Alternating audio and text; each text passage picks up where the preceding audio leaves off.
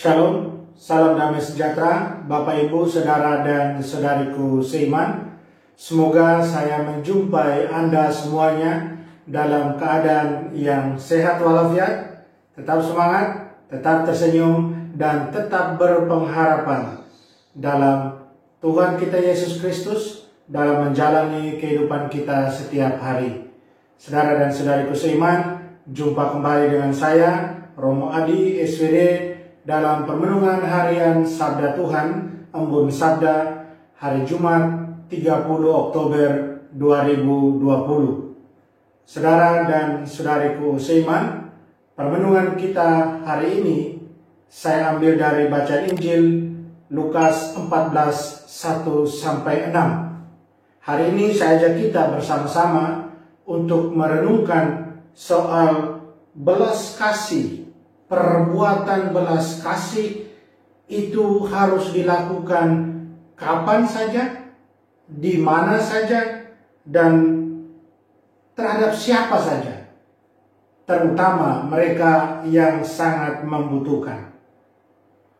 Saudara dan saudariku seiman, kalau kita menjadi murid Tuhan Yesus, maka apa yang saya katakan di atas haruslah menjadi bagian yang tak terpisahkan dari diri kita, dari eksistensi kita sebagai murid-murid Tuhan. Perbuatan kasih melampaui segalanya. Dia ada di atas segalanya, nomor satu.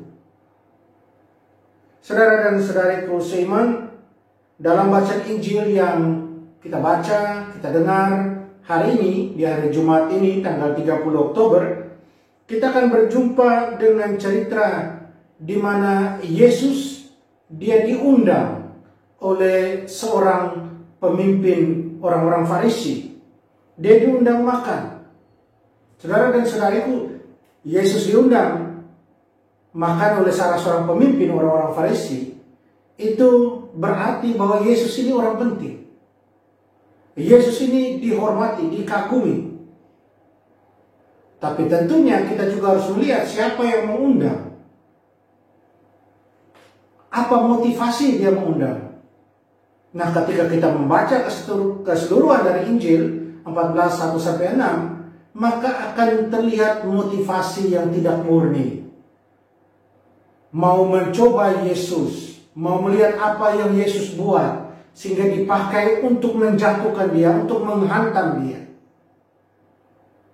Saudara dan saudariku, terus apa yang Yesus buat dengan tantangan seperti ini? Yesus tidak peduli, Yesus tidak kompromi. Dia tetap setia menjalankan apa yang dia buat. Hukum belas kasih harus tetap menjadi yang pertama dan utama buat dia. Ketika datang orang yang sakit busuk air berdiri di hadapannya, Yesus kemudian katakan kepada mereka, diperbolehkankah menyembuhkan orang pada hari Sabat atau tidak? Yesus sadar dengan pertanyaan ini, jawabannya pasti untuk orang Farisi, tidak boleh karena melanggar hari Sabat. Tetapi Yesus mau menggarisbawahi kepada mereka bahwa hukum belas kasih ada di atas hukum Sabat. Manusia ada di atas hukum Sabat.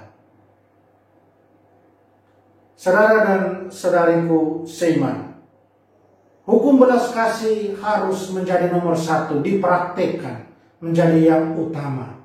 Itulah yang menjadi keinginan dari Yesus, menjadi satu harapan bagi Yesus buat semua mereka yang beriman pada Dia. Dan satu hal yang juga Yesus kritik dari orang-orang Farisi, dari pemimpin orang Farisi, adalah bahwa mereka mengajarkan hukum kepada orang lain. Orang harus mentaati hukum seketat-ketatnya. Sedangkan untuk mereka tidak terlalu memperhatikan. Bahkan mereka tidak mentaati kalau memang hukum itu kemudian menghalangi keinginan mereka. Munafik mereka. Kita dengar Yesus katakan, Jikalau domba atau lembumu jatuh ke dalam sebuah sumur pada hari Syabat, siapakah di antara kamu yang tidak segera menariknya keluar?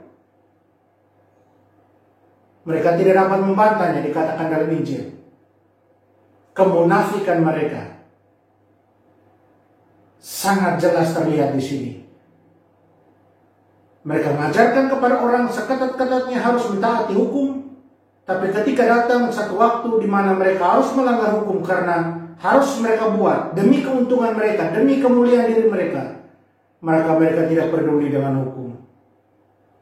Dan itulah yang Yesus kritik.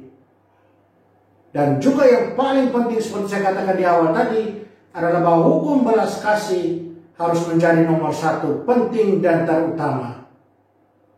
Saudara dan saudariku, kita murid-murid Tuhan, kita menjalani kehidupan di dunia ini yang penuh dengan berbagai tantangan sebagai murid Tuhan. Mari kita berjuang terus untuk selalu melakukan perbuatan kasih. Kapan saja, di mana saja, terhadap siapa saja. Terlebih terhadap mereka yang sangat membutuhkan uluran tangan kasih kita. Kita harus ingat, kita murid-murid Tuhan Yesus. Tuhan Yesus mau kita juga berbuat seperti apa yang Dia perbuat dahulu. Mari kita mohon kekuatan dari Tuhan. Kita berdoa. Allah Bapa dalam surga, terima kasih segala rahmat karunia yang sudah kami terima. Bantulah kami untuk terus setia menjadi murid-murid-Mu, untuk terus setia melaksanakan kasih kapan saja, di mana saja, terhadap siapa saja.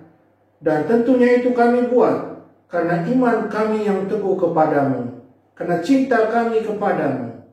Bantulah kami Tuhan, kuatkanlah kami setia menjadi murid-murid putra-Mu yang sudah menunjukkan teladan bagi kami ketika Dia hidup di dunia ini.